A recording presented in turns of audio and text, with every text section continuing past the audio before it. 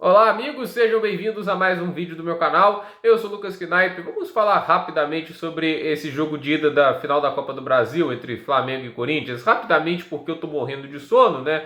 Mas há coisas a serem comentadas, né? O jogo terminou 0 a 0, né? Tivemos boas chances para cada um dos lados. Nenhum dos times aproveitou. Ambos os goleiros catando muito bem, principalmente o Cássio, até porque esse teve que defender mais bolas.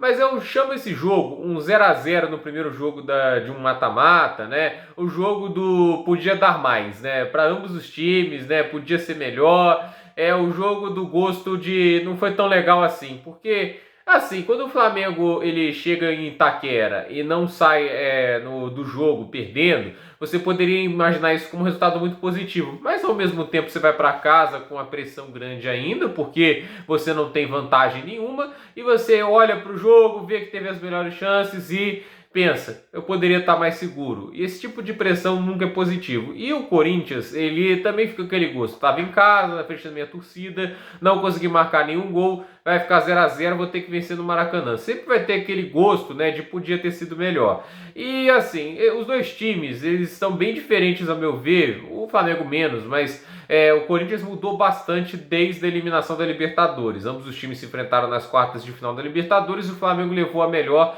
nas duas partidas. Mas eu vejo o Corinthians que desde que o Willian saiu, eles têm dado mais espaço ao Yuri Alberto por onde ele gosta de jogar. Foram colocar o Roger Guedes também no lado da ponta que ele rende mais. O Renato Augusto como maestro ali daquele meio campo, distribuindo bolas pelo ataque, está sendo bastante efetivo. Então assim, o Corinthians tem armas, eles têm qualidades, né? E o fato é que o Vitor Pereira parece ter conseguido finalmente progresso nesse lado, né? Antes daquele jogo lá na Libertadores, o Corinthians no Brasileirão era o time que menos finalizava, gerava muito pouco volume de jogo. Hoje, por exemplo, teve mais de 10 finalizações contra um time que todo mundo considera o melhor elenco do Brasil. Então, o Corinthians conseguiu sair da defesa, conseguiu machucar em alguns ataques, teve contra-ataques promissores. O Yuri Alberto, por exemplo, teve aquela chance, mas o Thiago Maia fez um corte providencial. Então, assim, eu vejo um Corinthians que melhorou depois naquela derrota na Libertadores. Isso aí é uma lição de grandes técnicos, né? Tipo assim, você não pode deixar esses tropeços te derrubarem. Você tem que aprender a lição e garantir que aquilo não aconteça de novo. É usar aquela experiência negativa que foi a eliminação na Libertadores para crescer como time,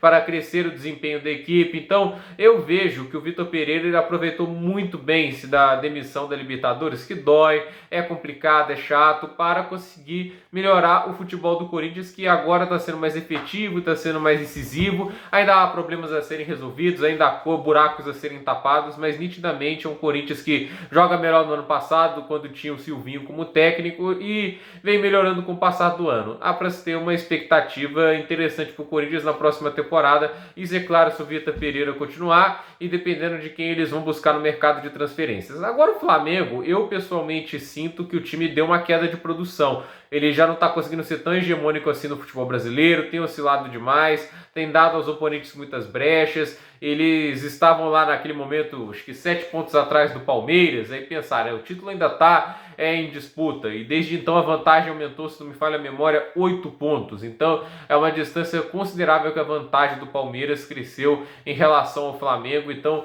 um time que estava com a moral lá em cima começou a perder jogos, empatar, tropeçar. E assim, o Flamengo, quando ele está no 11 inicial, como foi basicamente o caso de hoje, é um time que joga muito forte, mas quando você tem os reservas entrando, principalmente substituindo jogadores chaves, como o caso de um Jorjan de Arrascaeta, que não foi o caso hoje, mas quando você tem esse tipo de problema, e o banco de reservas do Flamengo, por mais que tenha boas opções, quem deles está jogando bem? O Cebolinha é uma boa opção, evidentemente, mas ele está jogando mal. Então, assim, ele está no banco por um motivo. Então, assim, quando você tem esse tipo de problema e parece ter uma nítida falta de entrosamento, assim, dos titulares com os reservas, isso acaba comprometendo bastante o desempenho da equipe. Por isso que toda vez que o Flamengo está indo para o misto nas últimas partidas, ele tem tido mais dificuldades do que virtudes, né?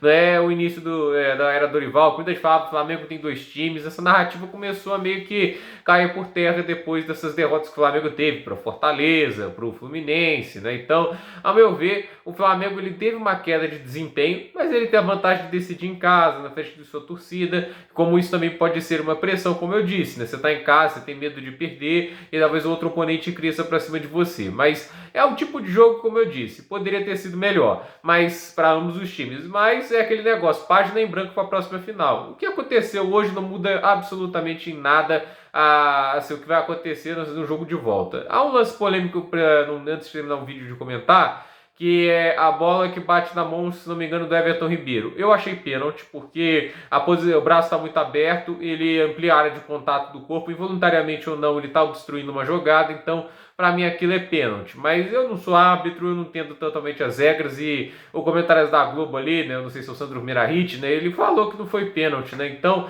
eu pessoalmente achei, mas o que minha opinião assim, vai importar neste mundo, né? Como o Rubinho Barrichello disse, eu sou só mais um brasileirinho neste mundão. Então, gente, né, eu só queria comentar sobre esse lance do pênalti, só para falar, depois de série que eu não comentei. De qualquer maneira, acho que o Flamengo jogou melhor, mas o Cássio estava lá para impedir o Flamengo de abrir o placar, e ao mesmo tempo o Corinthians teve seus momentos na partida, conseguiu machucar o Flamengo defensivamente em vários momentos, mas acredito que há coisas a serem melhoradas e lapidadas, e eles têm um jogo no fim de semana do Brasileirão para tentar testar alguma coisa para a grande final, e aí sim a gente vai saber um campeão na próxima quarta da Copa do Brasil. Gente, por esse vídeo é isso, dúvida nos comentários, deixe seu like, se inscreva no canal, compartilhe esse vídeo e até o próximo vídeo.